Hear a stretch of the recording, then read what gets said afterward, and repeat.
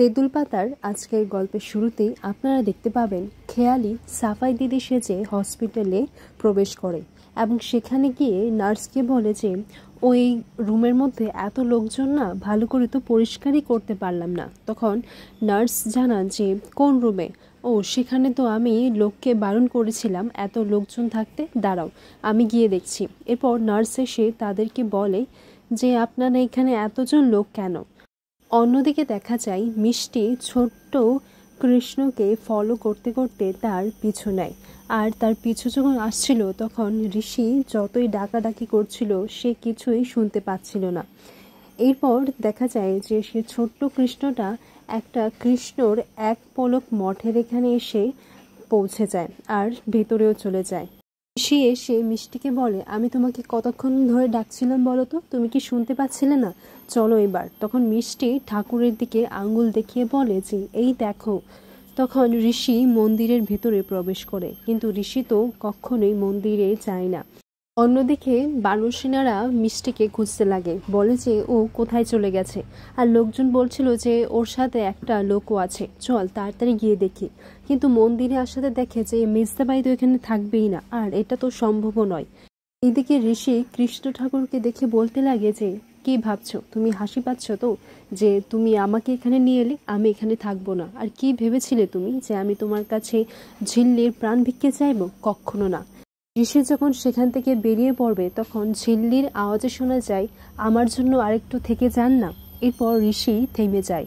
এরপর ঋষি দেখতে পায় যে ঝিল্লি ঠাকুরের আরতি করছে, আর এদিকে মিষ্টিকেও তারা খুঁজে পায়। আর ঋষিকে দেখে অবাক হয়ে যায়। ছোটকা বলে, এখন আর ওকে ডাক দিস না, আমরা বরং এখান থেকে চলে যাই।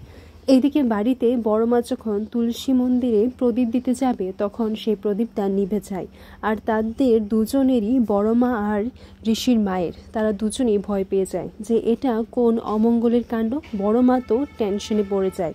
ছোটকা বাড়ি ফিরলেই ছোটকাকে বলে যে ঝিল্লি মা কেমন আছে, আমার ঝিল্লিটার যেন কিচ্ছু না হয় ঠাকুর। এরপর ছোটকা বলে যে ঝিল্লি ভালো নেই, ঝিল্লিকে বারবার হাই প্রেশারে অক্সিজেন দিতে হচ্ছে, ওর প্রেশারটাও একবার নামছে একবার কমছে, প্রায় কমেই যাচ্ছে। এরপর মিষ্টি বলে যে ঝিল্লি তো বলে যে যদি আমরা ভালো বলি তাহলে ভালোই হবে, বলো না ঝিল্লি ঠিক হয়ে যাবে। এরপর বড় মার ছোটকা বলে যে বলো না ঠিক হয়ে যাবে। তখন ঋষি যে মন্দিরে গেছে সেই কথাটাও তাদেরকে বলে, আর তারাও অবাক হয়ে যায়, বলে যে আমার ঋষি ঠাকুরের কাছে গেছে, তাহলে ঋষি যখন ঠাকুরের কাছে গেছে তাহলে নিশ্চয়ই ঠাকুর ওকে ফিরিয়ে দেবে না, নিশ্চয়ই ঠাকুর ওকে ভালো কিছু দেবে। আর অন্যদিকে ঋষিও তার অভিমানের কথা ঠাকুরের কাছে বলতে লাগে যে তুমি আমার জীবন থেকে বাবা রঞ্জাকেও কেড়ে নিয়েছো, এবার কি তুমি ঝিল্লিকেও কেড়ে নেবে? সেটা আমি হতে দেব না।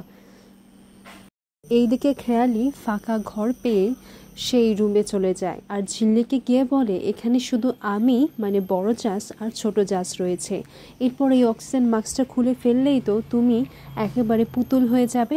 কিন্তু আড়াল থেকে কেউ যেন একটা এই দৃশ্যটা দেখছিল। অন্যদিকে দেখা যায় যে ঝিল্লি ঋষিকে এসে বলে যে আপনি আমার কৃষ্ণের দিকে এমনভাবে তাকিয়ে রয়েছেন কেন? আপনি কি ভাবছেন আপনাকে না এই রাফ অ্যান্ড টাফই মানায়, বুঝলেন তো?